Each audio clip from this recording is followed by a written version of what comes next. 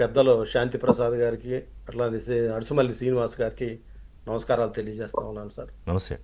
చూశాను సార్, జగన్మోహన్ రెడ్డి నిన్న వాళ్ళ లీగల్ టీంతో మాట్లాడతా చిత్ర విచిత్రమైన కామెంట్లు చేశాడు. మొట్టమొదట మీరు అన్నట్లు కూడా రాజమండ్రి కారాగారంలో జరుగుతున్నటువంటి ఇల్లీగల్ దాని మీద మీరు మాట్లాడారు. నేను మీరు మాట్లాడిన దాంట్లోనే రిషి గారు ఆన్సర్ ఉంది.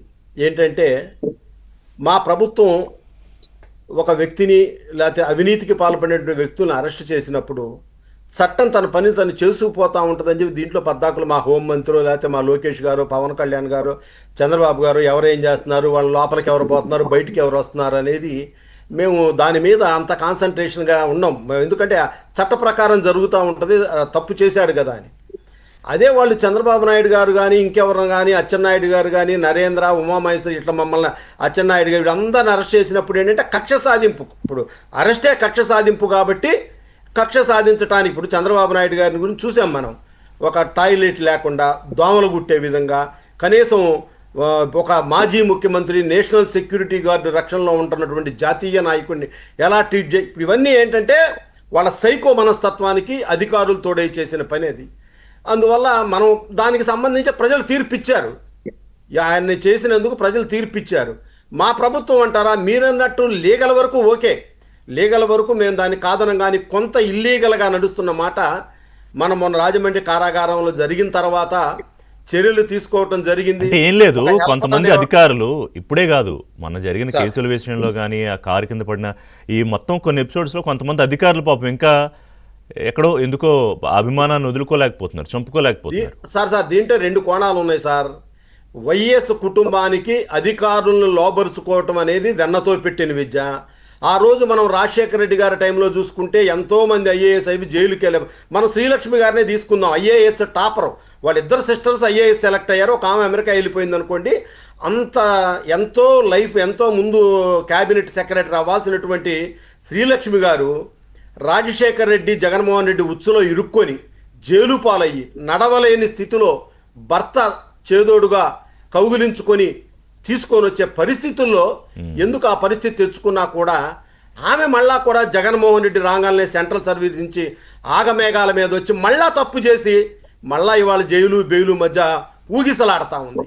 అసలు ఎందుకు అంటే వీళ్ళు ఏం లేదు సార్, జగన్మోహన్ రెడ్డి అధికారుల్ని మభ్యపెట్టాడు. మరో 30 ఏళ్ళు జగన్మోహన్ రెడ్డి ఇప్పుడు చెప్తా ఉన్నాడు కదా 2.0 అని, లేకపోతే 2. ఇది వచ్చింది, నేను వస్తాను, సప్త సముద్రాల చాట్, ఈ విధంగా బెదిరింపులకు పాల్పడతా ఉన్నాడు.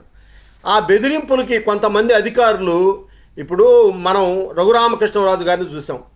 ఒక ఎంపీని ఏ ముఖ్యమంత్రి చెప్పినా ప్రధానమంత్రి చెప్పినా ఆ విధంగా ఒక పార్లమెంట్ మెంబర్ మీద 3rd డిగ్రీ ఎవరైనా చేస్తారు సార్?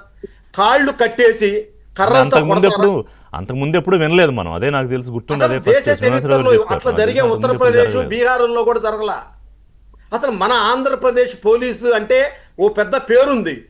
అటువంటి పోలీసు వ్యవస్థ జగన్మోహన్ రెడ్డి హయాంలో ఎంత దిగజారిపోయిందంటే మనం చెప్పన. నిన్న నాకు బాధేసిన అంశాలు 2 సార్. ఒకటి, ప్రజా సమస్యలు పరిష్కరించే ప్రజావేదిక నేను రేపు ఐపీఎస్ మీటింగ్ అయిపోయిన కూలగొడుతున్నానని జగన్మోహన్ రెడ్డి చెప్పినప్పుడు ఐఏఎస్ అధికారులు సీనియర్లు కూడా చప్పట్లు కొడితే సిగ్గనిపించింది. అసలు కూలగొట్టడం ఏంటి అని ఒక్కళ్ళన్నా మాట్లాడకపోయినా కనీసం మెలకుండా ఉంటే చప్పట్లు కొట్టి హర్షం వ్యక్తం చేశారు. అంటే మీరు ఎక్కడికి పోతా ఉన్నారు మీరు అంటే అతని మనస్తత్వం అర్థం కాలేదా మొదటి రోజే? సరే కాదులే కానీ మీరు మీరు మీరు మీరు వైసీపీ నేతలు ఈ స్కామ్ చేసిన వాళ్ళకి వ్యక్తిగత జీవితాలు పరువు ఉంటుందని మీరు ఎందుకు ఆలోచించట్లేదు? అడిగారు నేను మిమ్మల్ని. అదే ఇప్పుడు అట్లానే సార్ నిన్న లీగల్ మీటింగు. ఈ దేశంలో నిజంగా చెప్పాలంటే వైద్యులకి న్యాయవాదులకి న్యాయమూర్తులు అంటే ఒక పెద్ద ఆ రెండిటికి కూడా మంచి పోలీస్ అధికారులు, ఈ డిపార్ట్మెంట్ అంటే సమాజంలో ఎంతో కొంత గౌరవం మంచి పేరు ఉంటుంది. అసలు జగన్మోహన్ రెడ్డి అనేవాడు అత్యంత క్రిమినల్. ఎన్నో కేసులు 16 నెలలు రిమాండ్ ఖైదీగా ఉండొచ్చాడు. 46,000 కోట్ల ఉచ్చులో ఇరుక్కొని ఇప్పుడు మళ్ళా మద్యం కేసులో అంత. ఇప్పుడు సామాన్యులకు అర్థం కాకపోయినా న్యాయవాదులుగా మీ అందరికీ తెలుసు ఈ జరిగింది వాస్తవం. వివేకానంద రెడ్డి హత్య జరిగింది వాస్తవం. ఇవన్నీ కూడా ఇన్ని తెలిసి కూడా మీరు ఇంకా జగన్మోహన్ రెడ్డికి లీగల్ టీము, ఆ లీగల్ టీంలో మీరు అంటే మీకు సిగ్గనిపించలేదా లాయర్లకి? నేను పర్టికులర్లీ నేను వైసీపీ చెప్పి అందరిని అంటల్లా. నేను అసలు ఏ విధంగా ఏమి చూసి ఇప్పుడు ఏదో ప్రజాస్వామ్యంలో ప్రజలకు న్యాయం చేస్తున్నారు, ఆ న్యాయమైన నాయకుడి దగ్గరికి మేము వెళ్ళామంటే ఓకే, అప్రిషియేట్ చేయొచ్చు. ఏ పార్టీ అయినా ప్రజాస్వామ్యంలో ప్రతిపక్షమైనా కూడా హర్షించవచ్చు. మీరు పాపం జగన్మోహన్ రెడ్డి ఒక మాట అన్నాడు, నాయకులను చేస్తే వాళ్ళ పరువుకు భంగం అన్నాడు. ఆర్థిక వనరులు దోచుకొని హత్యలు చేస్తే ఎవరిని డోర్ డెలివరీ చేసిన సుబ్రహ్మణ్యం దళిత యువకుని డోర్ డెలివరీ చేసినటువంటి అనంతబాబుని అరెస్ట్ చేయొద్దంటాడా? లేకపోతే దళిత మెజిస్ట్రేట్ రామకృష్ణ ఇంటి మీద పడి దారుణంగా హింసించిన పెద్దిరెడ్డిని అరెస్ట్ చేయొద్దంటాడా?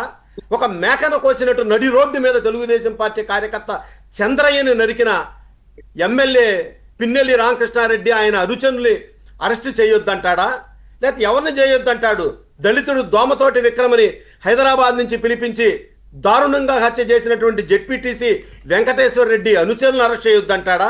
లేకపోతే నాగమ్మ హత్య కేసులో పలానా కడపలో జరిగినటువంటి అరెస్ట్ చేయొద్దంటాడా?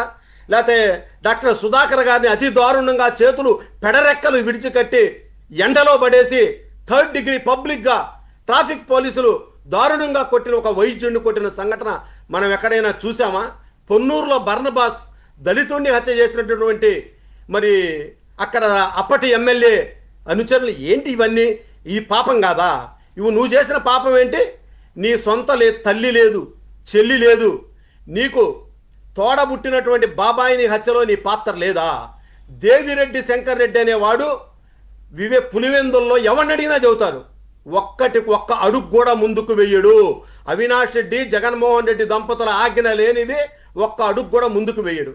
అటువంటి వ్యక్తి హత్య చేస్తే ఇవాళ నేనైతే నా వ్యక్తిగత అభిప్రాయం అయితే ఈ కేసుకు సిబిఐ కంటిన్యూ చేయాలి. ఆ రోజు జగన్మోహన్ రెడ్డి అధికారంలో ఉండగా సిబిఐ సరిగా ముందుకు సాగలేదు. దీంట్లో అసలు తలకాయలు ఖచ్చితంగా నోటీసులు వెళ్ళాలి.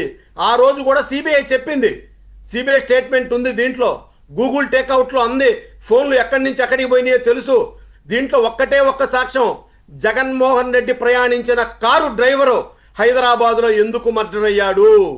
భారతి గారు జగన్మోహన్ రెడ్డి గారు మాట్లాడుకున్న మాటలు అతను వినటం వల్ల మర్డర్ అయ్యాడు. అదే అంటున్నా. ఇప్పుడు ఇవన్నీ ఇప్పుడు ఈయన జైలు సుభాషితాలు మాట్లాడే ముందు మీరు చెప్పిన